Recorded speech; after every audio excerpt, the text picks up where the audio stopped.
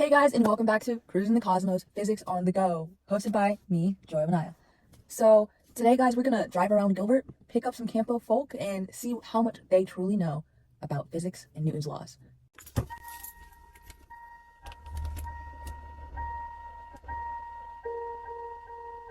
You know him, you love him, you might have other feelings about him, I don't know. We have a fan favorite here tonight, Ethan Ferber. Hello. Hi, Ethan. Hello. How are you tonight? I'm good. How are you? I'm great. Hey, Ethan, I heard you're really good at physics. Oh, I'm great at physics. Oh, could you prove it? Probably. What's Newton's first law of motion? I believe Newton's first law of motion is an object at rest remains at rest, and an object in motion remains in motion at constant speed and in a straight line unless acted on by an unbalanced force. Oh my gosh, I was thinking the exact same thing. Yeah, we're pretty good. Yeah, you're super smart. Thank you. Thanks for being on the show tonight. Of course, thank you. Yeah, have a great night, drive safely, and I'll see you next time. All right, see ya. Okay, that explanation was pretty good, but I kind of wish I had some examples to go with it,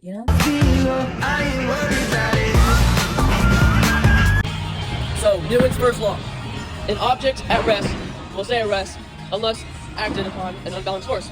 And today my foot will be this unbalanced force. So when I kick the bowling ball, since this is a very low friction surface, this object in motion is going to stay in motion unless unacted or acted upon an unbalanced force, such as those bowling pins. So now it slows down and it hits a backstop and stops and falls. Here's another example of Newton's first law. We have a ripe tomato sitting on the ground, and now it is at rest and will stay at rest because there are no unbalanced forces acting on it. But as soon as I flick it, this tomato will go into motion, but will not stay in motion because it will have an unbalanced force of friction acting upon it. And then my dog will come and eat it. You want that? You want that?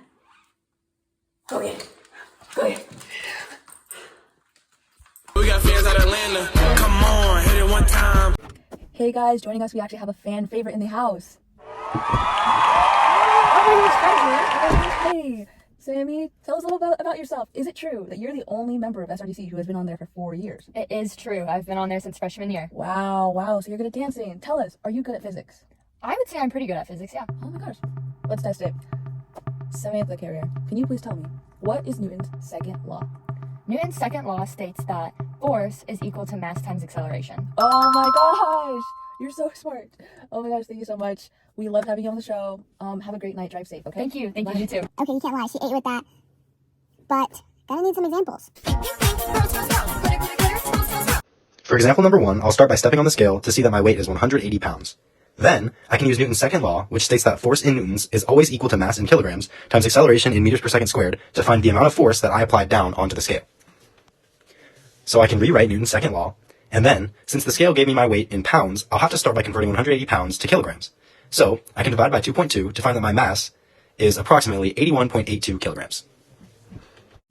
Then, I'll plug 81.82 kilograms into the equation and multiply it by 9.8, which is the acceleration of gravity on Earth, to find that the force I applied down onto the scale is approximately 801.836 newtons.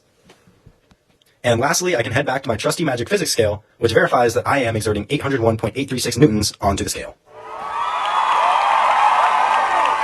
And for example number 2, my car ran out of gas, and it's really hard to push. So I thought to myself, how much force does it take to push my car at an acceleration of 2.5 meters per second squared? Like any person would when their car runs out of gas. So I head back to my whiteboard and start to use Newton's second law again. Force in newtons is always equal to mass in kilograms times acceleration in meters per second squared. Wait a minute. What the heck is the mass of my car? So after some extensive research, I've come to the conclusion that my car weighs about 3,500 pounds. And then I took to my whiteboard to answer my question. Just like example number 1, we'll have to convert my car weight in pounds to kilograms. So I'll divide by 2.2 to find the mass of my car is approximately 1,591 kilograms. Then I'll plug that into Newton's second law and multiply by the acceleration of 2.5 meters per second squared to find the force that it would require me to push my car with an acceleration of 2.5 meters per second squared. And after some quick mental math, I conclude that it would require 3,978 newtons to push my car with an acceleration of 2.5 meters per second squared. Thanks, Newton's second law. And then after a short little hiccup, I was heroically able to, equipped with my new knowledge, push my car with an acceleration of 2.5 meters per second squared to eventually reach the nearest gas station. Hey guys, those last 2 contestants were okay. I think that this one is by far my favorite. Tonight we have joining us. Aiden Byers. What's up, Joy? Oh my gosh, hey Aiden. What's up? How are you doing tonight? Good, how are you? I'm great. Thank you for asking. Hey Aiden, number 24 on the field. I know you're really good at football. Could you tell us, are you good at physics as well? I like to say I'm pretty good at physics. Oh, could you prove it? Yeah. Off the top of my head, Aiden, what's Newton's third law of motion? I believe it says every action has its equal and opposite reaction? Oh my gosh, because I was thinking the exact same thing. Oh, You're so smart. Oh my Thanks. gosh, what can't this guy do? I know I said he was my favorite, but like, where are my examples? Newton's third law of motion. The third law states that for every action force, there is an equal and opposite reaction force. Now let's look at Exhibit 1. Here you can see me jumping on a trampoline. Every time I land back on the surface, I'm bounced back upwards. This is because the downward action force of me landing on the trampoline means there will be an equal and opposite reaction force, which in this case is an upwards reaction force on me, which is why I bounce back up in the air. For Exhibit 2, you can see a golf ball being dropped onto concrete and bouncing back upwards. The reason the golf ball bounces back upwards is because the golf ball exerts a downward action force on the ground, which then the ground exerts an upward reaction force on the ball, causing it to bounce back up. This is Newton's third law. Thank you for joining in Cruising the Cosmos, Physics on the Go, hosted by me, Joy Benaya. Please give us a good grade. Have a great night, and drive safe.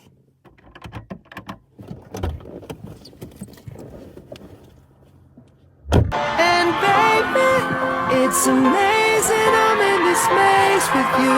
I just can't grab